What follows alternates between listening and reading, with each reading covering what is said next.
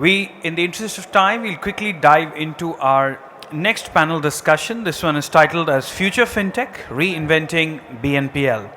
This one would be moderated by Mr. Bikram Singh, Head Credit Bureau, Experian India. And we will invite our panelists, starting with Mr. Varun Bhalla, who's the country head for Prevenir. Brajesh Khandelwal, Vice President, Global Business Head, FinnOne Neo. Nehul Malhotra, Head Consumer Lending, Bharat Pay. And Arjun Sood, DVP, Co-Lending, UB. I request our panelist and our moderator to kindly take the stage for the next panel discussion, please.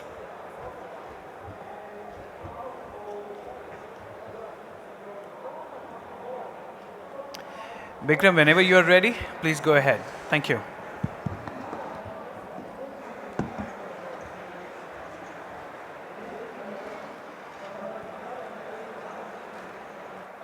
Hi everyone and a very good afternoon.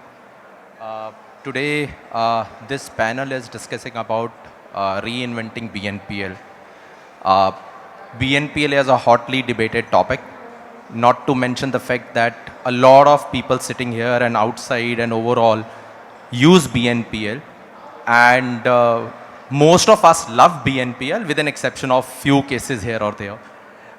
Given what is happening today is that on one side in BNPL, there are consumers who love the experience because it's frictionless, instant gratification, and most of the BNPL entities which are giving BNPL in an organized fashion are also quite transparent with their charges and thereof. The other end, there are merchants who love BNPL for the fact that there is higher average order value, less drop-offs in the journey, and at some point of time, they also are able to acquire customers through BNPL because the customer acquisition cost is lower.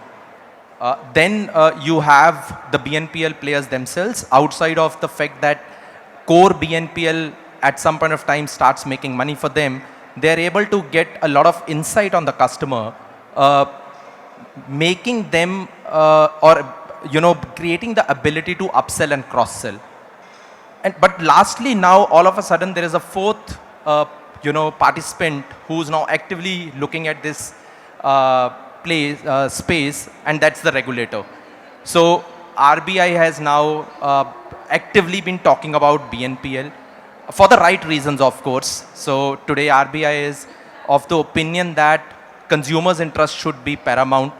Bad apples which are leading to the BNPL space getting spoiled should be stopped.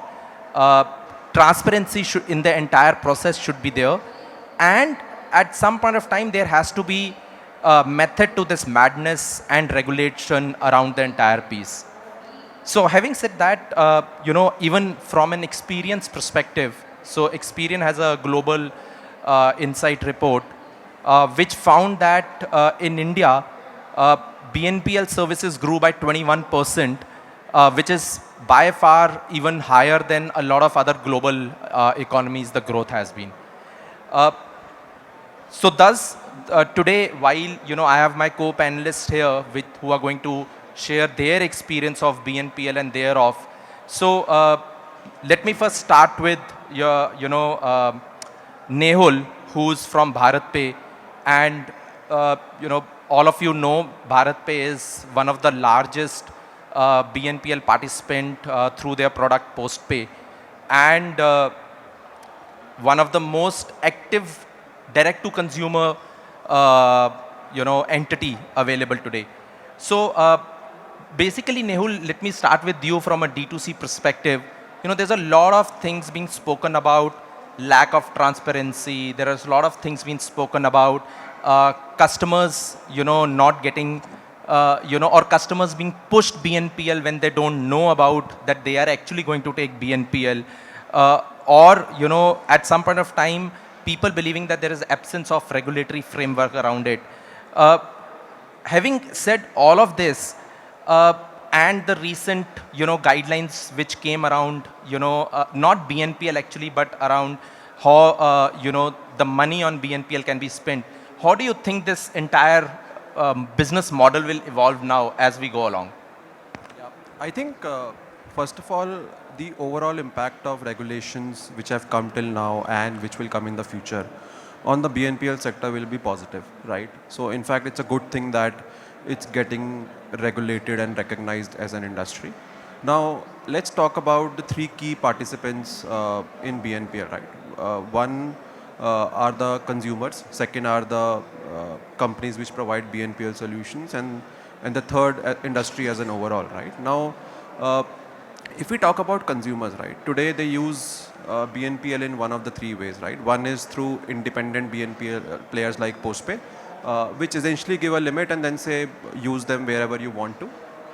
Then there are large e-commerce companies which offer their own BNPL platforms. And then third, there are BNPL players which something we call as formless BNPL, right, which only work on certain merchants. From a consumer perspective, I think the product design due to regulations is not going to change much. It will be beneficial because there will be more transparency and the companies that are eventually thriving post the regulations will be following certain practices which regulator sort of has laid down for the benefit of consumers, right? So that's, I think, from a consumer extremely positive. When you talk about the companies offering this solution, again, I think once the regulations are there and sort of the companies are compliant to it, I think they have a full headroom to grow, right? There will be temporary 5 to 6 months disruptions because technical aspects of the product may need to change. But once everyone comes out of it, I think then the industry is poised for growth, right? I think when we talk overall as an industry, uh, it will, the regulations will help weed out certain actors which have actually not followed transparent prices in terms of charging or in the way they deal with the customers, right? And I think that will help the players who are actually doing things the right way. So I think overall impact across all three aspects, and obviously, as you said, merchants anyways prefer BNPL for multiple reasons. So I think the future is positive. We do expect a temporary 5 to 6 months disruption as the industry sort of changes the model. But once that is done, it will be back to growth. That's a good point you mentioned, Nehul, which I caught, is the fact that you look at the entire regulatory side as an enabler, then, as a disruption. And that's quite encouraging to note. Uh, Maybe, from D2C, I'll move to the B2B side. And Brajesh, maybe if I can come to you. Nucleus is one of the largest industry participants in this space in terms of the platform. So, from your perspective, how do you think the entire BNPL industry will now pivot when it looks at when you look at it from a platform perspective now? Yeah, thanks, Bikram. I'm audible? Yeah. As you rightly mentioned, Nucleus is one of the largest platform provider. In fact, we are one of the early fintechs serving the lending industry for 3 decades. 7 out of 10 loan books in India are booked on our platform. So that's the kind of reach we have. And we have vision of making financial services easy and enriching worldwide. And also a dream of making 100 rupee loan profitable. BNPL is very close to this vision and this dream, and that's where I think we can play a major role there. Before talking about what next in the given circumstance, let me first talk about or analyze the entire BNPL ecosystem. Worldwide, we have seen that the BNPL growing at a very fast pace, CAGR of 44%, billion, 180 billion of market in 2021, which is expected to grow to 3.2 trillion by 2030. These are estimates, of course, fingers are crossed, but these are the kind of estimates which are there. Back in India, India has also seen humongous growth in BNPL in last couple of years. And why it is popular is the reasons are known to everyone, customer convenience as well as the benefit to the merchant in terms of higher order value, in terms of reduce dropout at the checkout, and repeat business. So that has grown the BNPL industry a lot, and when such a growth happens, it's very important that there is a responsible lending that is also taken care. Uh, the recent RBI regulation that you talked about addresses one part of it, and I'm sure the regulatory framework, as is evolving globally and India as well, we could see even more regulations coming through. So, to talk about how it will move from here, let me talk about the challenges. Globally, we have seen that there are defaults happening. There are defaults at very high rate compared to any other traditional product. There is a more likelihood that a BNPL customer might miss a deadline of payment compared to a credit card. Also, the customer may come under a debt trap thanks to the behavior that is demonstrated, thanks to the lack of transparency in some cases, and the very fact that the perception of BNPL being a payment product, whereas it is actually a credit product. Now, if you think of these challenges, then what you certainly need is again going back to the basics of credit, and let me talk about the fundamentals of it. First is assessing the customer well, which is the ability to pay and intent to pay, which somehow the industry has not taken care properly, which needs to be taken care, and which requires the platform to play a major role, where the assessment can be done well. You have customers who do not have a credit history. You have customers who have credit history only limited to the particular ecosystem, and there is no integration across ecosystems. The platforms need to take care that customers' credit history as built over in the BNPL product across platforms, across ecosystems is consolidated, and inferences are drawn from there, not just relying on a particular BNPL ecosystem. Then subsequently, the collections practices also needs to be improved, as we have seen. In fact, there have been media reports that customers have complained that they have got a call from a bank where they have not taken a loan from that bank at all. So that transparency again is coming into picture, and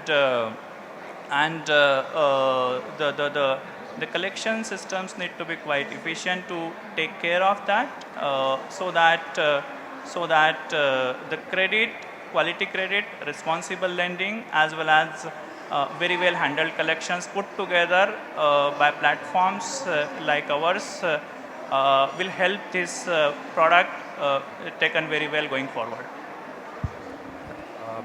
That's a good point, Brajesh, that you mentioned about the entire platform coming together. Maybe given that we've discussed the platform, Arjun, I'll move to you. Considering the fact that we have D2C discussed and then we have a platform discussed. Now, in UB as an example, you guys bring together, the market participant who wants to lend and the lender on one side, and you play a pivotal role in getting them bridged together, both in terms of how the entire ecosystem will work as well as the technology part of it. So as per you, when you look at this entire piece, on one side there's a lender, on one side there is a market participant who might be a D2C player, or could be running a e-com or whatever the case might be. How do you think is the play going to be there on BNPL in the near future? Thanks a lot. I think I'll just take a step back and, if you think of BNPL as a product construct, it's a very interesting product, right? It helps consumers create a new asset and also smoothen out and distribute the cash outflows to subsequent months. It could be a 6-month BNPL or a 9-month BNPL.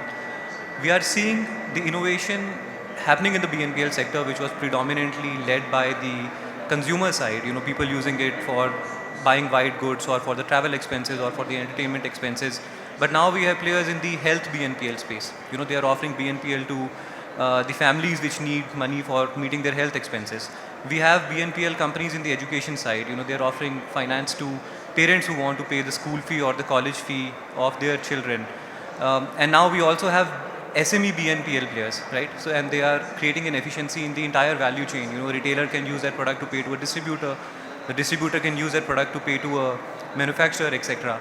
Now, the two key things that bring this together, and what will really determine the success of BNPL and also the capital allocation of the entire ecosystem that goes to this is how convenient is it to the customer, how easy can the customer access that service, how easy is the checkout experience, can they really access the terms and conditions easily, are the terms and conditions comprehensible, what if a customer defaults, what are those collection practices and what are the rates that would be charged at that point of time. And the second point is how compliant the BNPL players or the platforms are. So as we know, RBI is a very active regulator. Wherever they see a gray area or businesses being built around a regulatory arbitrage, they quickly take in a step and try to bring system to the order to the entire system. We saw that recently. We are also expecting new set of guidelines to come out to regulate the digital platforms. Now the point is that if this credit product, which is seeing innovation and we know how it has grown fast and we are expecting this market to touch 100 billion number by 2028, there has to be a large amount of capital allocation to this asset class from the ecosystem. That's what we do. So, if you see right now, there are a few private sector banks who offer BNPL, but on the public sector bank side, there is some level of hindrance to offer BNPL, either directly or to partner through a co-lending route or through a BC route, and to, partner with fintechs. So our role here at UB is that, we try to unlock the capital that is sitting in the banking ecosystem in the private sector side or the foreign bank side or the public sector side or the NBFCs, and really flow it to the BNPL platforms and the fintech players. Now, in order to do this, there are three key things that the banking ecosystem requires. One, discovery of the right set of partners and platforms, which is done through a marketplace approach. So at the moment, we have 50 plus partners who are originating assets across different asset classes, right from a 7-day BNPL to a 20-year housing loan to the banking ecosystem. The second point is how strong is the operational ecosystem. When a lead is coming in from the fintech platform, has the KYC been done properly? Has the customer been identified properly? Are the documents collected properly? Is there consent of the customer to take that credit? And the third point is, how the entire fulfillment engine works. Now, once a loan has been given by a bank, there are core banking systems in the ecosystem, which work in a certain way. There are some positives, there are some negatives.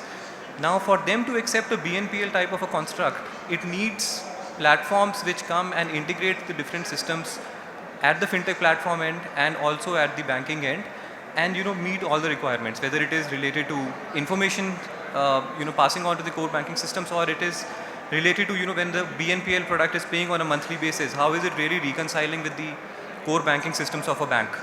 I think that's what we really feel, if that pool of capital gets unlocked like it is for the SMEs or for the housing finance companies, or for the PSL assets, I think that will create a big value add, and this industry number of 100 billion that we are expecting by 2028 will be easily achievable. Thanks. Yeah, thanks for that, Arjun. Maybe I'll move to you, Varun. Provenir is a global is a global brand, works with multiple BNPL organizations across the globe.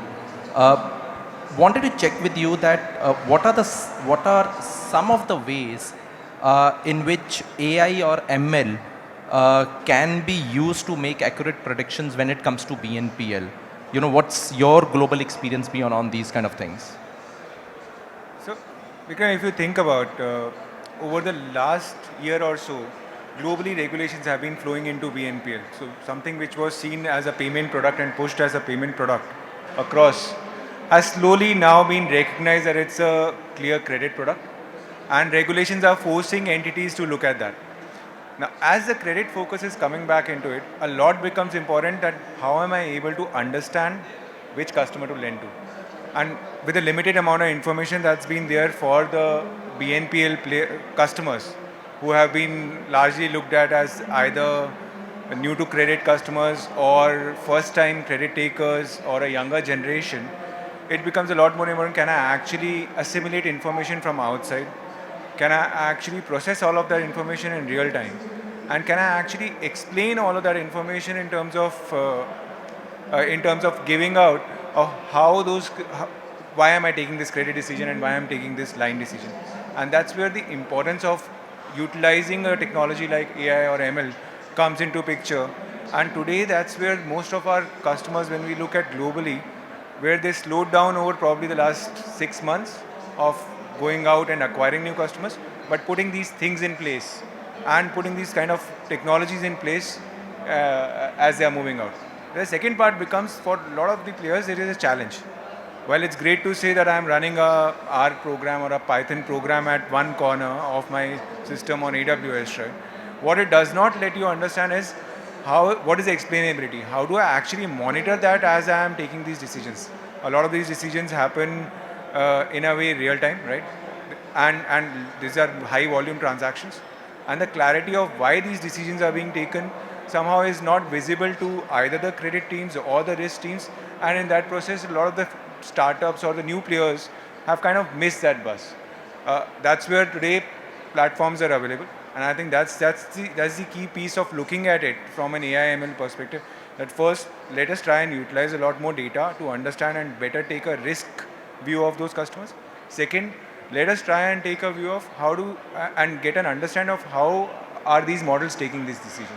And that's the place to move on from here. And that's how our customers are going also. Thanks for those insights, Varun. From our end, we as Experian are a market participant in India, both as a bureau and a software services company. On the bureau side, the regulator, has come back to us indicating that, it's a matter of time that they will request BNPL players to start reporting to bureau. A few BNPL players, if I might say as a good practice, do report, but I would not say that's widely available across the board. On the other end, I think when we look at BNPL as a bureau, what we figured out is that it's not the primary data, which we call it as bureau data, which plays a pivotal role. It's alternate data which plays a pivotal role. And that alternate data, has to be used the right way. And when I say used means, I am talking about collection also, because a lot of this data at times is collected from a consumer without his consent or consumer not knowing it properly. And that's something which is again going to become, a very touchy point in the near future, considering that there are regulatory guidelines coming around that as well. So, while at a bureau end and as a software services company, we are, putting up our set of systems, our set of, technology around that. Let me just touch upon these things, maybe with the panelists here, that what is happening in their core areas. Maybe Nehul, again coming to you. Postpay is essentially a app-based BNPL product, and there you do collect a lot of data on the consumer. So while collecting that and using it to take your decisions, one thing is, that are you doing the right things? And with large players like you, in most of the cases, it's you are doing the right thing. But the point which I want to right now, check what your opinion on is that, as we look at the BNPL model going forward, there are 2-3 things which people keep talking about BNPL. One is that the cost of credit is very high. Two is, the CAC is very high, which is customer acquisition cost. And the third is related to the fact that, the technology is quite, split between different ways or different BNPL players, the way they are operating. How do you think this is going to change as we go along? Because at some point of time, BNPL profitability has to start, coming in for companies to survive and thrive in the future.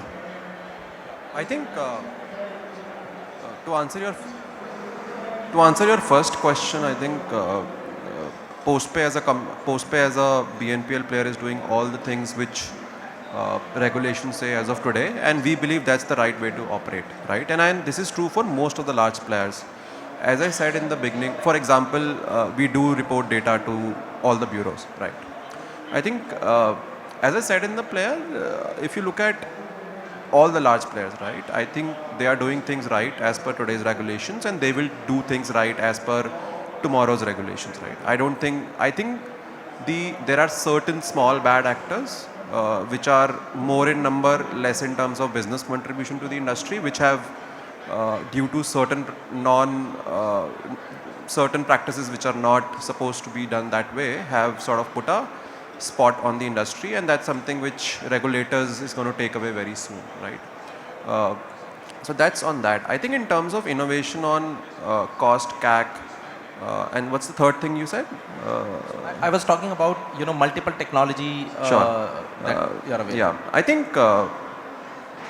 I don't think CAC is going to be a problem for BNPL players, because I think that's where the real innovation lies in fintechs versus the incumbents, right? I think while I'll not quote the numbers today, our cost to acquire a customer is lower than what a typical bank would pay to acquire a credit card customer, right? I think that's on that, and that's sort of our DNA, right? And that is why fintech exists in the country, right? So that's on that. I think in terms of profitability, I think profitability with right practices is not hard to achieve in this sector. Uh, I think as long as you are sort of transparent as long as you are transparent in terms of the charges that you communicate to the customer, and as long as your cost of capital is not out of the park, I don't think profitability will be a problem. And as long as your loss rates are lower, right? And that's where with the help of bureaus like yours and then the alternate data providers that we just spoke about, that helps. I think again, as you grow the size of the business, the cost of capitals do come down, so that will also help the larger players achieve profitability sooner. I think in terms of technology, I think multiple stacks will exist. Everyone wants to do things their own way.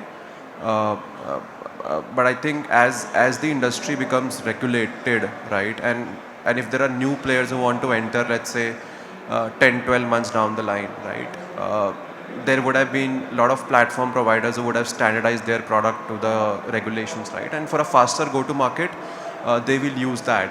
Whereas players who have pivoted their models through the regulations will work on the way they are working. I think that's the way banking sector evolved. That's the way regulatory sector will evolve. So yeah. Thanks for that, Nehul.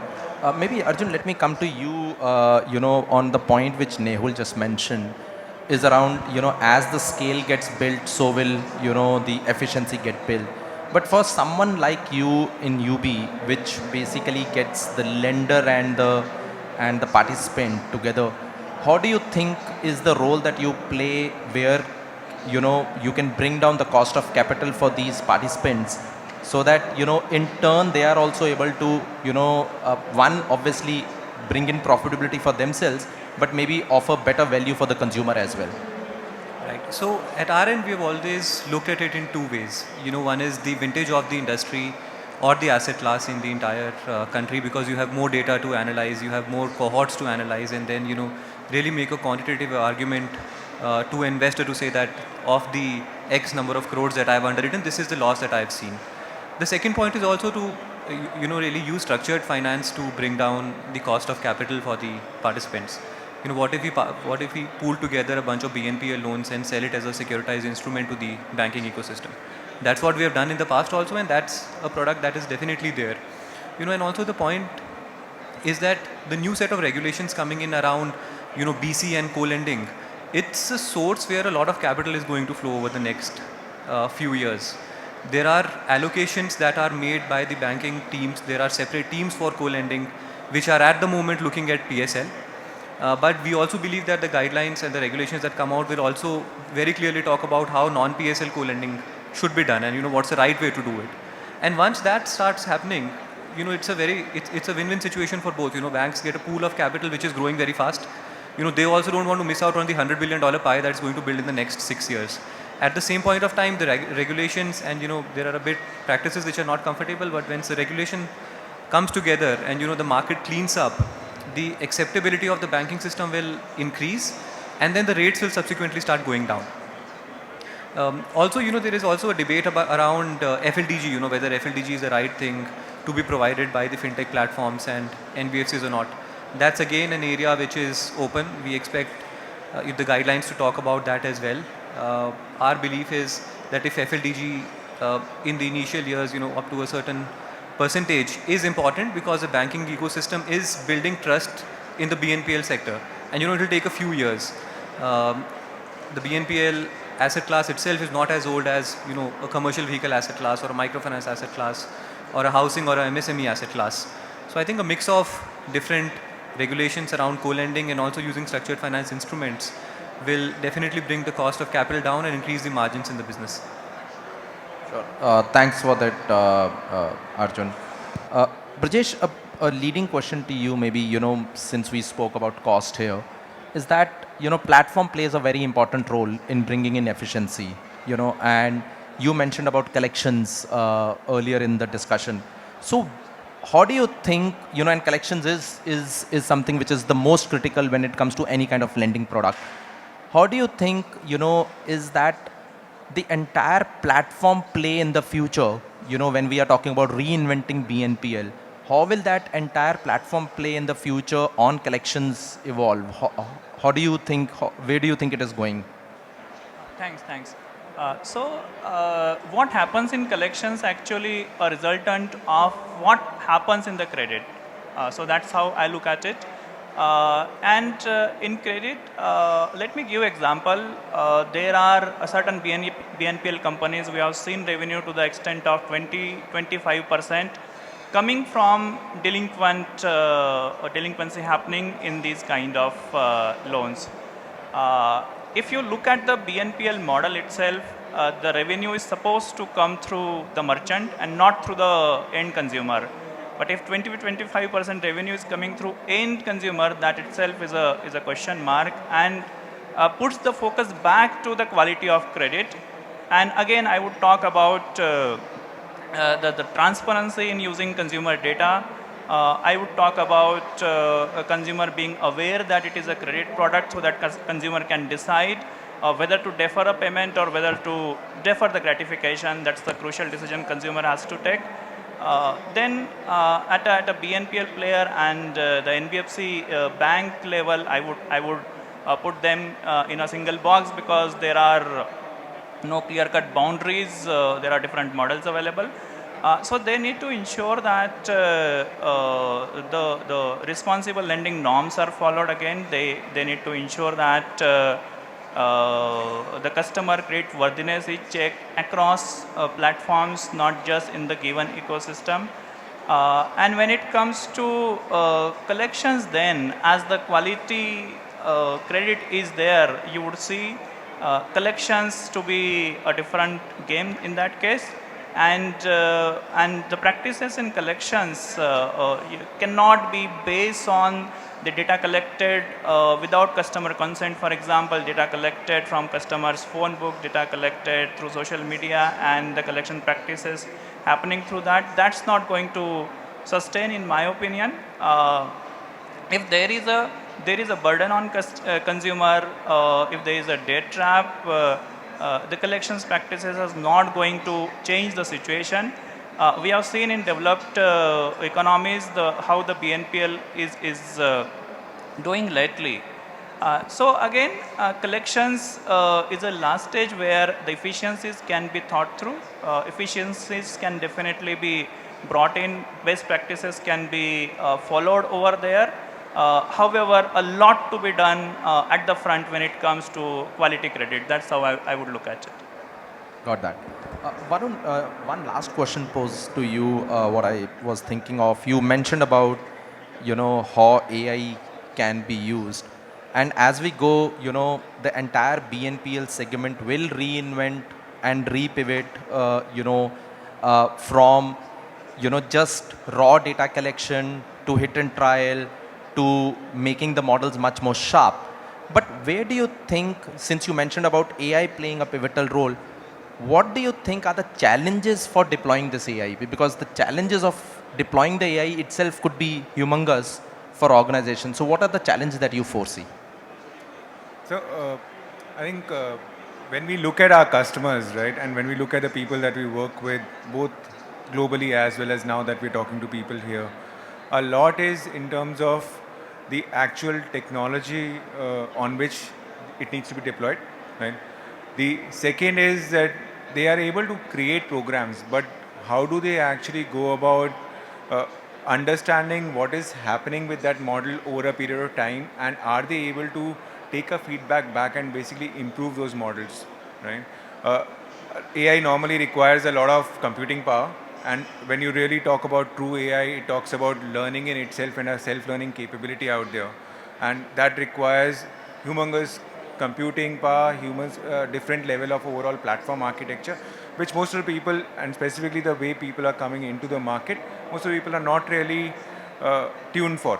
They don't really have the right technology skill set. They don't really have the right DNA. DNA is a lot around bringing in, building something on a payment trail.